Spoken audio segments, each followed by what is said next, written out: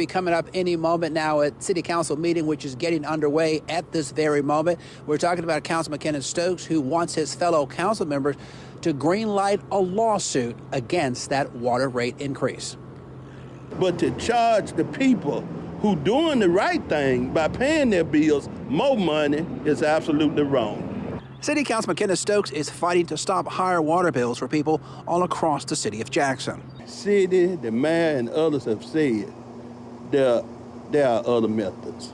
Stokes wants his fellow council members to greenlight a lawsuit to put the brakes on Jackson Water's 12% monthly increase, which took effect this week. I hope that council members will have sensitivity for the needy and not the greedy. So I think he's doing a good thing, too, if he gets support behind it. That's the thing. Because it will help people that can't afford that water bill that high. You know, that's just too high. For the last 2 years, the bill been going up, up, up, up.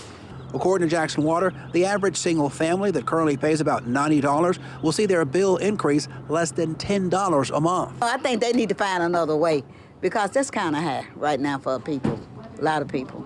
Councilman Stokes says Jackson Water should be going after the people who receive water but don't pay for it. A number of people who not even on the accounts of Jackson Water.